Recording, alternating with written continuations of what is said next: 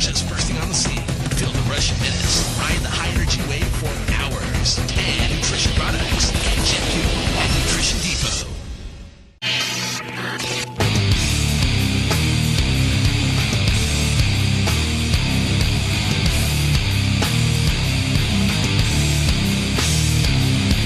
Switch on the box for the mayhem and shame. Alive now and demonstrate this strength. It's a name. It's a bless for me, all the blessed for you. It all depends on the works that you do.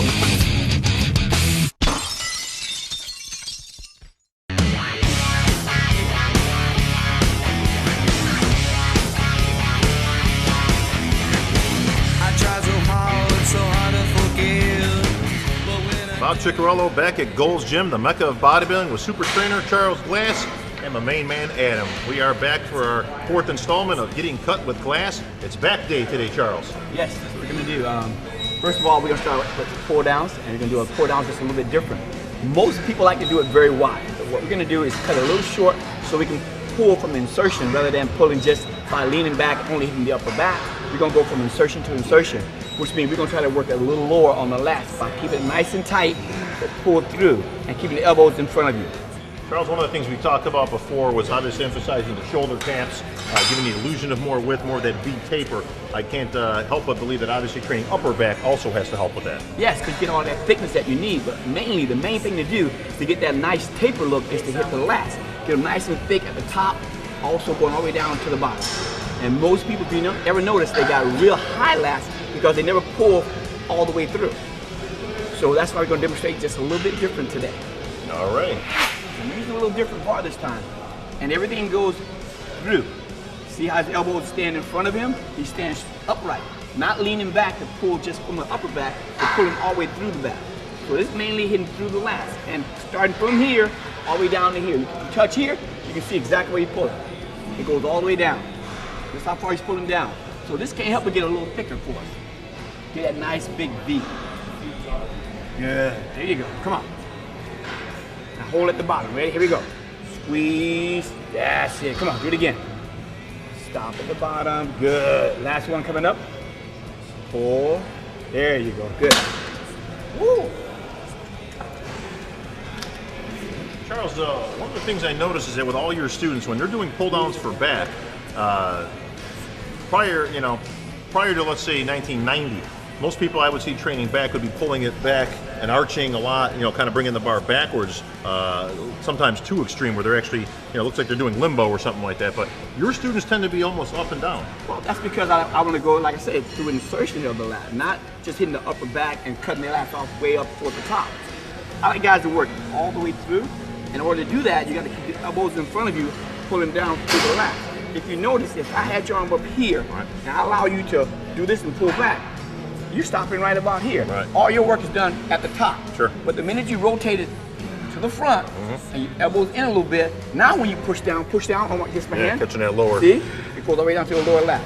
So you're not saying pulling back is wrong. What you're saying is that you're actually keeping these guys upright to hit that lower insertion point and bring the lats down more. It's for a reason, to bring the lats down. There you go. You heard it here. Let's go. Elbow slightly to the front. Squeeze right there. There you go. Good. Squeeze it in. There you go. Nice. Right here. Come on. Go. There you go. Come on. Do it again. Right there. Good. Perfect. Come on. Good. Now, okay. Come on. Hold it down. Hold it. Hold it there. Squeeze. Now lift that chest up when you pull down. Lift the chest up. Chest up. Good. There you go. Elbow in front more. Elbow in front more. Right to there. Good. There you go. Good. Woo. Now, Okay. see, if you notice, the reps are cut a little shorter because why? We're squeezing in there, and we gotta hold it. That gonna make that lat work that much more. Squeeze it and hold.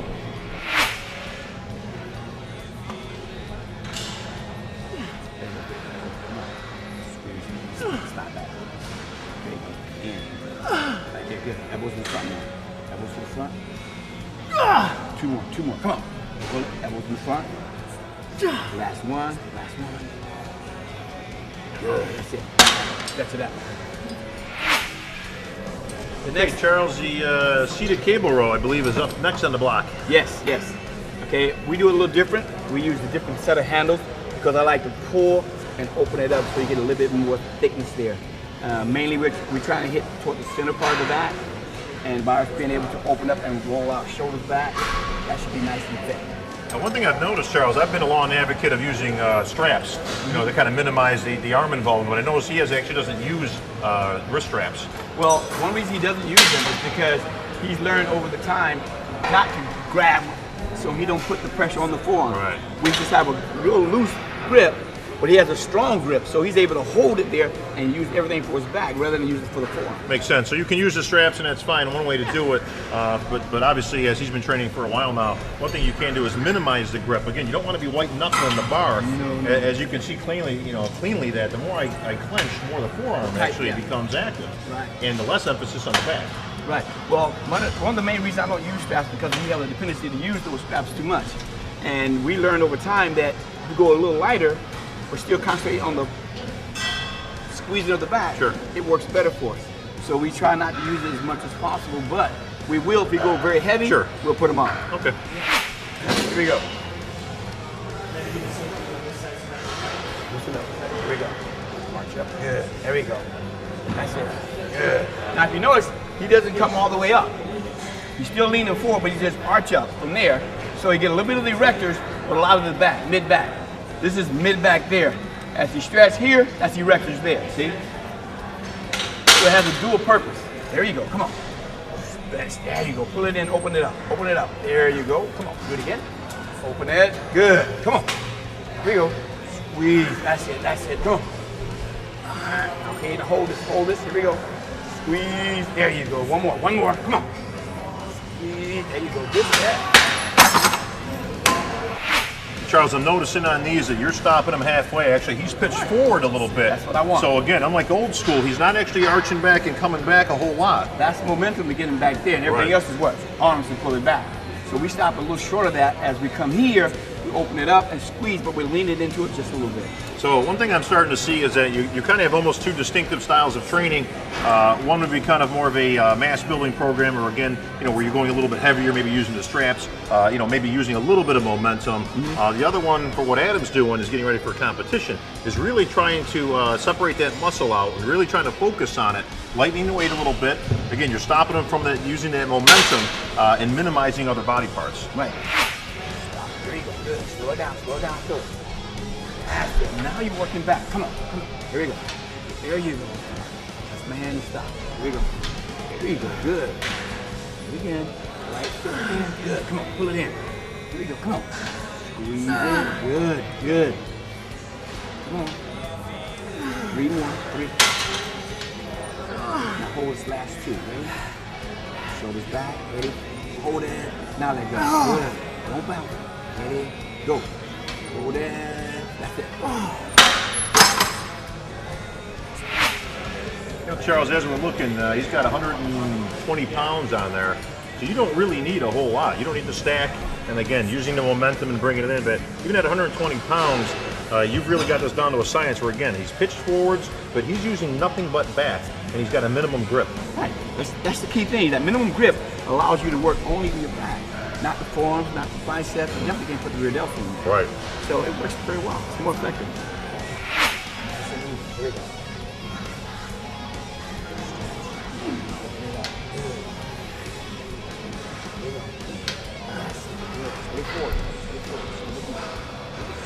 That's it.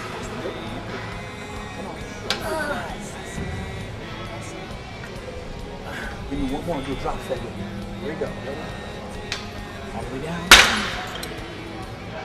Let's go.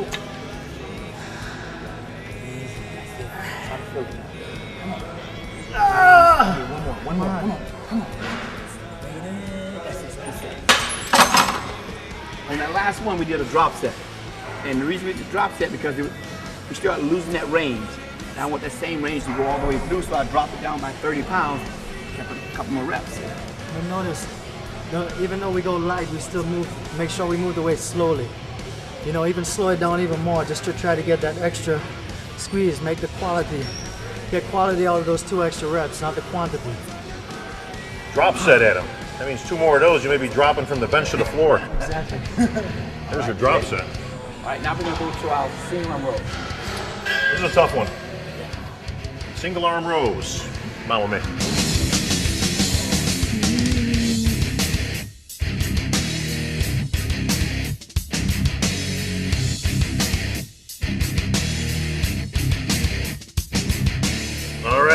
Adam says he's got more in him. Charles, what's up? Right now we're gonna go to bent over dumbbell rows.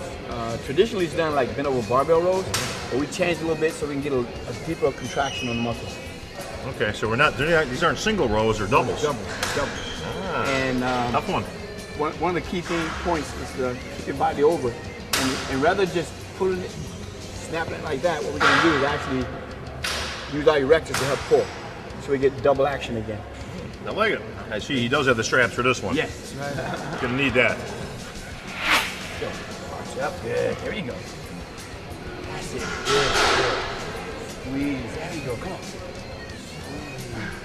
This is called bent over ups, but we're actually doing it without the barbell, traditionally barbell stuff.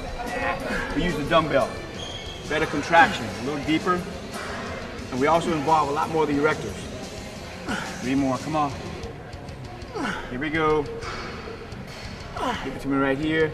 Squeeze. There you go. Good set. That'll tighten you up. Yes. Kill the erectors because you're not used to moving like that, and it hits Sure. the erectors right off the bat. Charles, what's the difference between traditional barbell row and the dumbbells, barring the obvious? Because you're in a fixed position. It only goes up and down with your hands. Well, actually, the back of your hands facing the mirror. But this way, we can start out that way, but also get a nice turn, so it goes throughout the whole run board area and everything else. See, this way, you're going to go up and down. You can't maneuver the bar. There you go. Look at this side. Look up. Squeeze. Look down. Come on. Bring it up. Good. That's it. That's it. Right here. That's it. Bring it up and squeeze. Good. Come on, bring it. Pull. Try to lift those elbows up when you can on this exercise. Make sure you get those elbows up in the air. Into the back. 2 more. Come on. Last one. Bring it up. Come on. Good.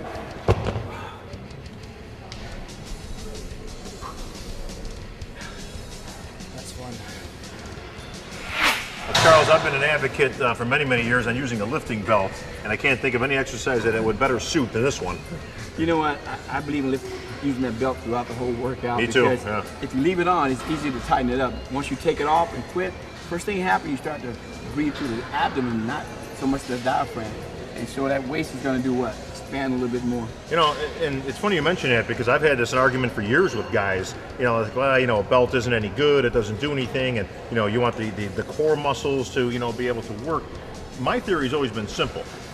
You know, much like they used to bind feet back in, you know, in ancient China, you know, to keep the feet small. I think by keeping the belt on when you're training keeps the waist smaller. Nice and small. I don't want my stabilizing muscles to expand, get stronger, get bigger. That just makes the waist bigger.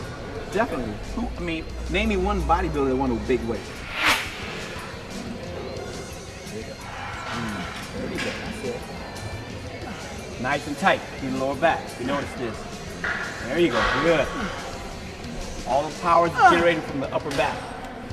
Good. Good stretch. There you go. That's it. Knees are slightly bent. That's it. Come on. Last 2. Last one. Good. Good set. If you notice doing this exercise, the whole time his knees are what? Slightly bent. Keep that pressure off the lower back. Now, it gives you more freedom to bend over, up and down. Most people that lock their legs back, the first thing happens, your spine takes a beating. That's when you have an injury. So try to keep those legs slightly bent. As you bend over into this position, now you're able to pull with the erectors first, then contract your back.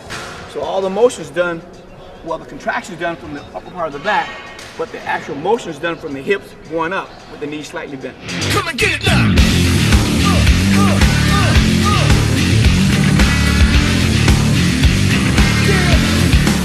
Okay, Charles, once again, it's hammer time. Great piece of machine here. What we do, instead of grabbing the traditional way, with the handles, we're gonna grab on top. And this is so we can get a deeper contraction on the muscle. Let's Here do we it. go. Let's go at it. Chest up in the air. Here we go. Let's pull. Good. There you go. Arch back a little more. There you go. Good. Get that contraction. Here we go. Squeeze it in. Good. Good. Now we're working upper lat and rear delts a little on this machine. It's great for that. There Charles, you I go. also noticed he's Good. sitting way back on the seat. Yes, that's so we get a deeper contraction. If he was sitting in, he'd start to lean back. And we don't want that lean in there at all. We just want to get the contraction by pulling through. There you go. Come on. Last one here. Last one. Come on. Squeeze. There you go. Good. I noticed that a lot of movements, especially back, you always want to kind of counter your position. The boys from Flex Magazine always having fun. You always want to kind of counter the position, so I'll always notice like his butt's back and his upper body's in. Yes. Well, if he was sitting up under the machine, what happens, you start trying to get momentum by pulling down and not using his muscles to pull. We want the muscles to pull, so what I do is I get them in a fixed position with their chest against the pad, but sliding their rear back toward the end. Now they're locked in a position so they can only use their back.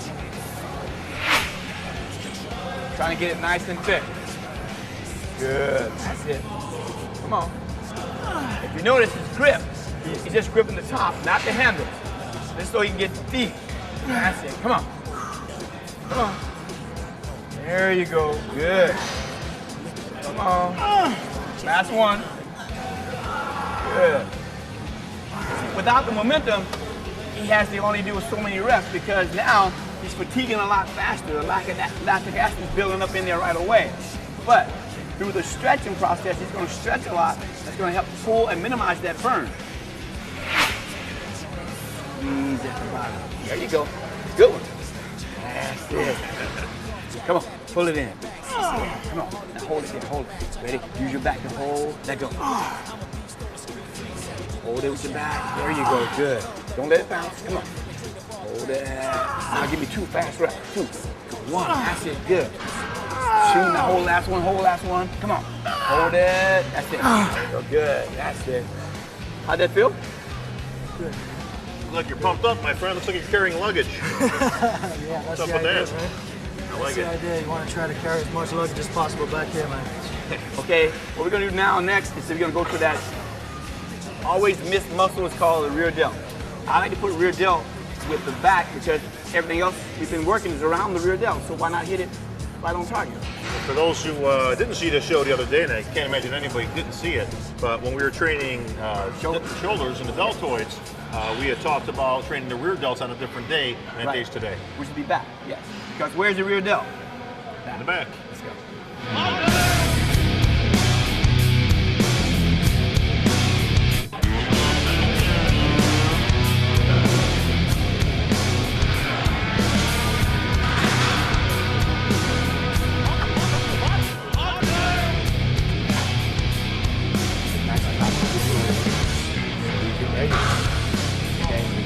Rotate. Rotate. There you go.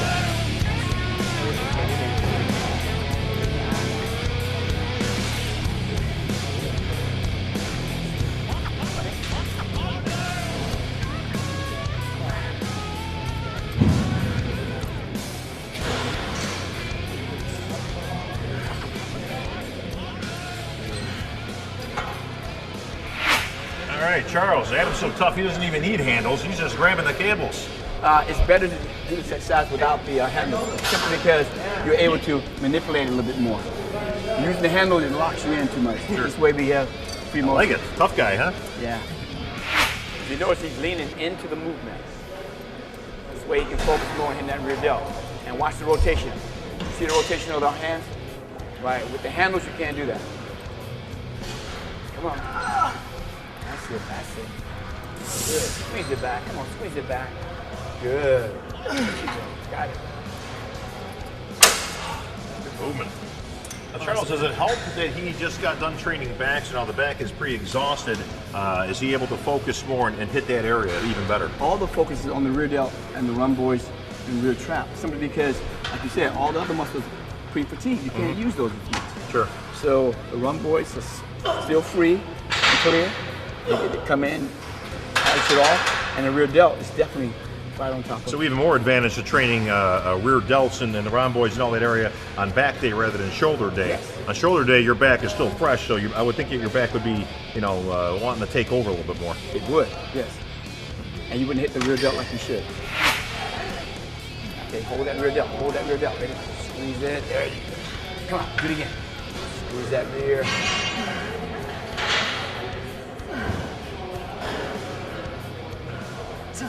That's it. Good.